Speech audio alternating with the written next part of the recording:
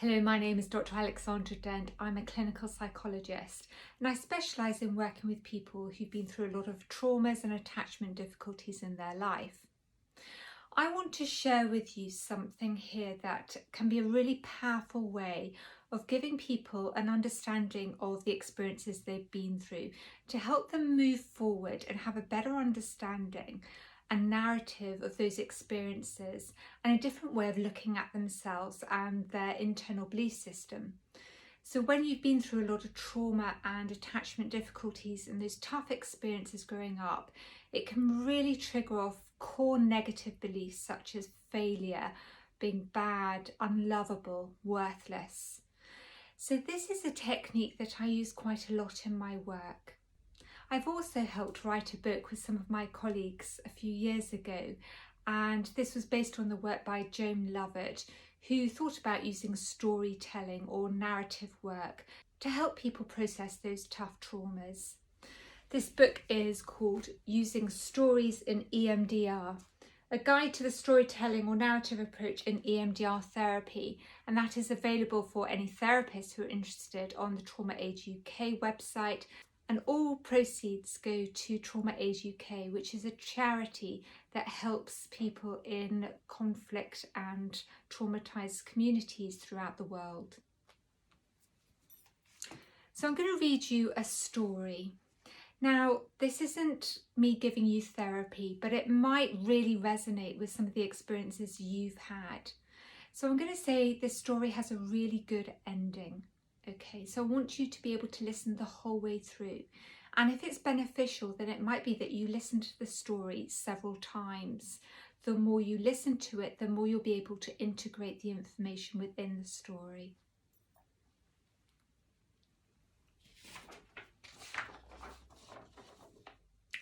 Once upon a time, there was a beautiful person who had a big heart with so much love in it. They managed to do many things in their life. Perhaps this included going to school, maybe getting a job, playing different sports, being with other people, or being creative. As with all people, some things in life went well, and some things in life were difficult and hard to understand. What was difficult and hard to understand was that when this person was born and just a little person, the people caring for them, this could have been their own parents or carers, didn't have the resources and skills to look after them in the way that all babies and young children need in order to form healthy attachments. Some of the difficult things that happened to this little person may have included being ignored or left alone for long periods of time, not given food when they were hungry, not had their nappies changed regularly, or given clean clothes to wear. Maybe hurtful things were said or done to them, and they may have witnessed lots of fighting, shouting, or violence between other people or adults, or other types of bad behaviour. When these difficult experiences happened, it made the young person have lots of uncomfortable feelings in their body. This may have included feeling difficult emotions, such as anxiety, scared, sad, upset and angry too. Sometimes they may have felt uncomfortable physical sensations, including weakness in their legs or arms, or a tightness in their chest, or a sicky feeling like a knot in their tummy. The young person didn't have anyone around to help them manage all the difficult sensations and emotions, or help them understand why all these painful experiences were happening. So they started believing that it must be their fault, that they must be a bad person and unlovable, or believe they were a failure and unworthy. They also found it very hard to trust adults. The little person also had to find their own way of managing all the horrible feelings in their body. So they decided to block them all out and disconnect from any emotions and physical feelings, including the good ones. This seemed to help a bit, so they carried on blocking and disconnecting what they were feeling. As the little person grew up, they may have found it difficult to make or keep friends, concentrate or remember what they were learning at school, and they may have been quite vulnerable at times and got into some trouble with other people or in situations. One day, they heard a psychologist read a story about similar things that had happened to other children when they had been younger. The story helped them to realise that they were not alone, and that the feelings and thoughts that they had about themselves were because of the tough and traumatic experiences that had happened to them in their life. The story helped them to understand that the bad stuff that had happened was not their fault or that they had failed in any way. It was actually because the people looking after them at the time just hadn't learnt the skills to look after children. Perhaps this was because bad things also happened to these adults in their life as well, which possibly meant that these adults may never have had a role model in their lives either, or been shown how to bring children up in a safe, loving and calm environment.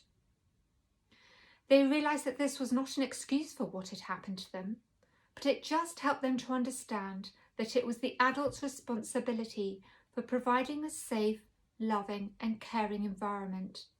No child, whatever the circumstances, deserves to be treated in a bad, neglectful or harmful way.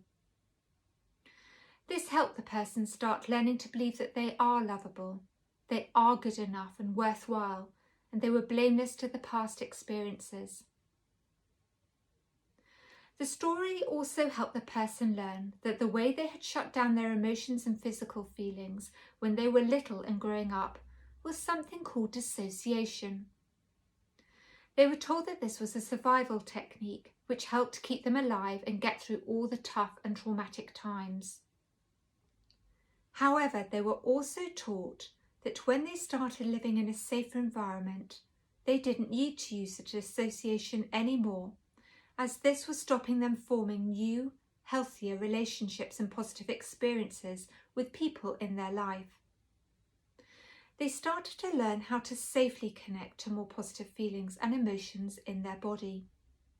This helped them to feel calmer, happier, and stronger.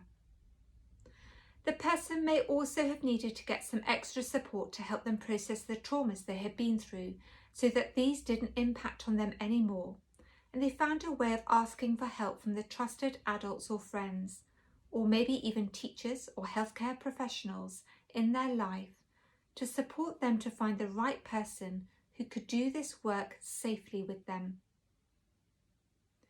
The person began to feel proud of themselves, and they became braver and braver. They started to realise that whatever tough challenges and experiences they had, they also had the inner strength and courage to overcome these and start living a healthier life. They were also able to believe that they really had been born with such a beautiful big heart, which had so much love in it, and that no one or nothing could or would ever change this. They just had to connect with their heart more often, and this gave them the strength and courage they needed to succeed in whatever they chose to do in their life. The end.